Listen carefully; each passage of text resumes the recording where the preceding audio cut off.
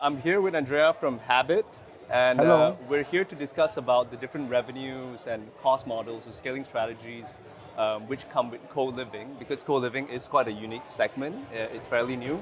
By the way, we're at the Co-Living Conference now.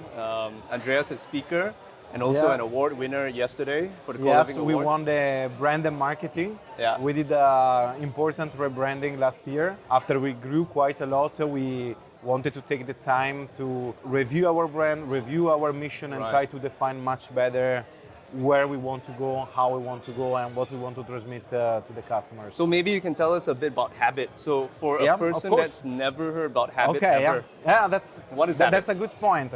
So Habyt is the biggest global flexible living company with the mission to provide accessible housing to everybody anywhere.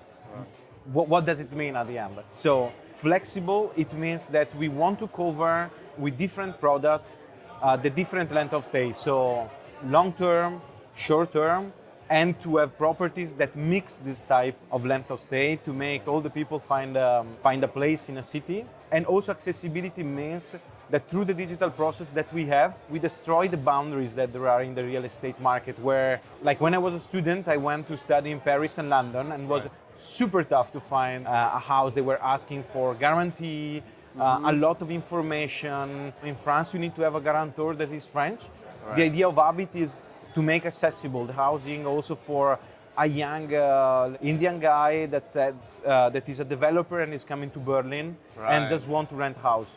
Right. And I picked up a bit about that long term, short term. So I'm Yep. assuming those are different products that you guys have. Yep. And how do you do this? How do you do this segmentation of the different products? And once you have that product in the market, how do you scale it? Okay, that's a good question. So let's start from the beginning. So we started as co-living operator, pure co-living products, so rooms, Right. and then of course we started to know our customers. So we started to understand the needs, and so we started to have homes in our portfolio, which means studios and one-bedroom apartment, mainly focused on long term.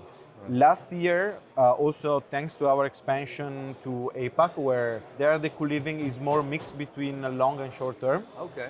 we learned quite a lot, and we opened the first flex product, because what we see is that in every city we want to have a flex product, which means to have a part of it that is dedicated to short term, Right. and they're almost studios, and another part that is dedicated to long term, so you can make synergies between the two. And when you say APAC, do you mean Asia Pacific, the Yeah, region? mainly in Singapore and Hong Kong. That's so I'm Malaysian, so Okay, Singapore good. is like next Yeah. door. That's interesting because I didn't realize that co-living concepts sort of evolve differently in that region. So how do you go about determining, okay, this is a new business model or a product which is not what we have here and adopt it here? How do you go through that process of bringing it to the Yeah. different markets? So of course, becoming a global company, we want to standardize the product, Right? because what we want to achieve is that you trust Habyt as a brand. So if you go in Berlin, in Milan, or in Singapore, you find the same touch. You know. On the other hand, we want to have a local presence, a strong local presence, a strong local understanding of the market. Yeah. So what is important is to mix the two. Right. So we tend to standardize, but still to follow the market peculiarities. Yep. So without being too much rigid on what we do. Wow. So it's like any scaling company, you need to balance now between a localized product and standardization. Of course. And do you have internal metrics that you use to measure which way to go in terms of product adoptability? But I would say at the end everything is customer satisfaction, right? Yeah. Which you can have a lot of different indicators. Can be occupancy, can be like through surveys, how much people like the product, talking with the customer, trying to understand if you launch a product, what do they like, what do they want to change. Right. And so we always try to follow the needs and the trend of the different customer and try to intercept the bigger audience. Right. And I have a question for you that's more personal, because you Yeah. used to work with a startup, and before you came into the co-living space, co-living is of course a much more like targeted niche. Do you find that what challenges exist for co-living that's not for other startups, say? Okay. Um, It's a very good question, and I was discussing here at the conference with a lot of colleagues and competitors. Yeah. We should start to define a little bit better what co-living is, Okay.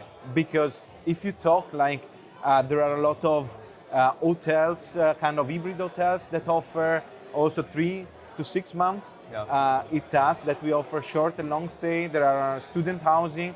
So the difference between other industry that I work with is, and it's the exciting part of co-living, is that still everything, you have a white paper in front of you. Yeah. And you need, and you need to write it. But of course, it's a lot of try and error.